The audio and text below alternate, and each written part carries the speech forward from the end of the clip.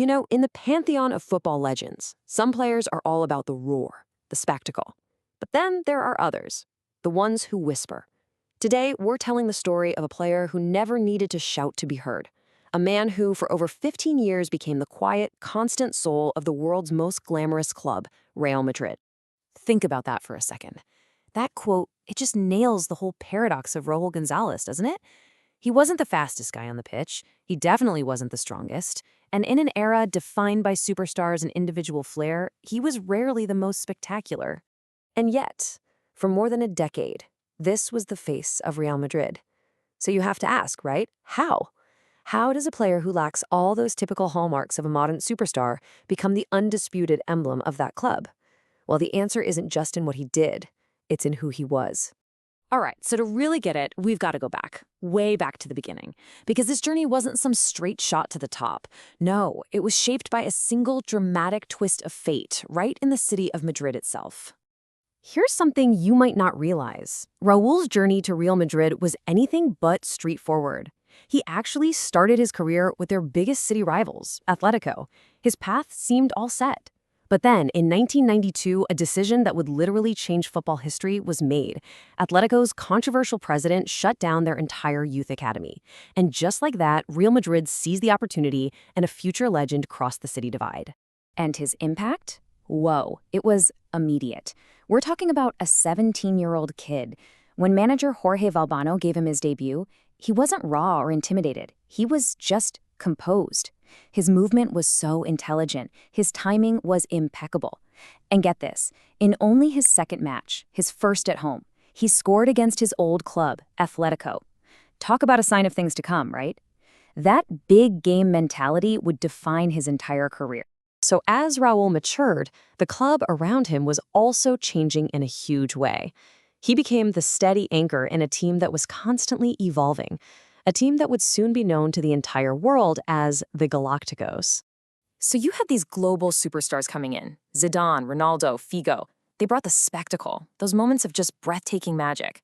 But their time at the club was often just a chapter. Raúl offered something much more profound, something that would last. He was the club's identity. He was the constant, the reference point, the guy who represented what it truly meant to wear that white shirt. And he translated that identity into the ultimate success.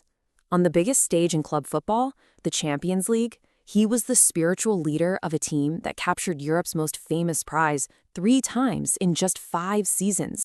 But his legend in Europe wasn't just about the trophies. He basically became Mr. Champions League. He was always there on those huge nights, scoring crucial goals, like that iconic run from the halfway line in the 2000 final. And for years, he was the competition's all-time leading scorer. A record built not on flashy bursts, but on relentless, year-after-year consistency and an almost supernatural calm in the biggest moments. With that kind of unwavering presence and commitment, it was just inevitable that he would wear the captain's armband. It felt less like a promotion and more like his destiny being fulfilled. It was just the official recognition of a role he'd already been playing for years. You have to understand, Real Madrid is a club that never stands still. It's defined by high drama, on and off the pitch. And through all of it, Raúl was the anchor. Whether they were lifting trophies or navigating a total crisis, he was the stable, unwavering presence the team, the managers, and the fans could always look to. His leadership style was a direct reflection of his character. He wasn't the captain who would shout and scream. He led by example. He was famous for being the first to show up at training and the last to leave.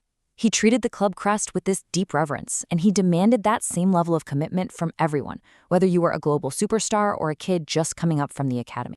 But of course, all eras have to come to an end. His departure from the club and his eventual return would be the final pieces of the puzzle, transforming him from a player into an eternal symbol of what Real Madrid stands for. When the time finally came for him to leave, it was handled with the exact same dignity that defined his entire career. His role in the team was changing, a new generation was coming up, and out of pure respect for the club's future, he stepped aside. It wasn't some bitter divorce, it was an act of ultimate loyalty. After a couple of successful years abroad, where his professionalism continued to shine, he eventually came home. He returned not as a player, but as a mentor, a guide for the youth teams. He came back to complete the circle, to pass on the very values of responsibility and identity that he had embodied for so long. So when we look back at his legacy, What does Raúl truly represent? Well, it's a form of leadership that was never about individual ego. For him, it was always about the team. He represents a kind of greatness that didn't need flashy celebrations or off-field drama. His excellence was found in his consistency, his intelligence, and just his quiet dedication to his craft. And above all, he represents a kind of loyalty that has become so rare in the modern game. In an age where loyalty is often performed for the cameras, his was just silent, unwavering, and absolute. It was simply a part of who he was. So, we'll leave you with this question. Raúl González proved that you don't have to be the loudest person in the room to have the biggest impact. He earned his place among the legends through dignity, commitment, and an unshakable sense of identity. And his career leaves us all to wonder. In today's world, a world so obsessed with spectacle, is there still room for a quiet hero?